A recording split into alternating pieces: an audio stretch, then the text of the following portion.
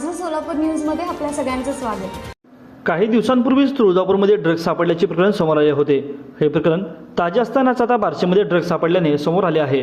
बार्शी शहर पोलिसांनी बार्शीत परांडा रोडवरील स्वराज हॉटेलच्या बाजूस शहर पोलिसांनी मोठी कारवाई करून त्यात अंमली पदार्थाच्या रॅकेटचा पर्दाफाश केला।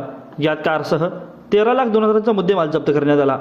या प्रकरणात तिघांना अटक करण्यात आली असून या कारवाईत बार्शी शहर पोलिसांकडून आरोपीकडून जागेवर 10 लाखांच्या कारसह 2 लाखांचे 20 ग्रॅम मेटफ्रॅम तसेच अंमली पदार्थ MD, एक गावठी पिस्तूल, 3 जिवंत काडतुसे, रोख 8,000 आणि 3 मोबाईल असा 13,02,400 रुपयांचा मुद्देमाल जप्त करण्यात आला आहे।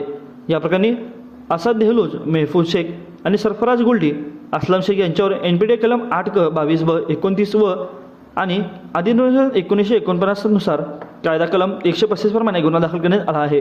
पोलिसांनी केलेल्या कारवाईत अटक केलेल्या आरोपींना तपासणी अधिकारी अभय मानके यांनी बार्शी न्यायालयामध्ये उभं केला असता 5 दिवस पोलीस कोठडी सुनावण्यात आली आहे। माझं सोलापूर न्यूज या YouTube चॅनलला सबस्क्राईब करा आणि बेल आयकॉन प्रेस करायला विसरू नका।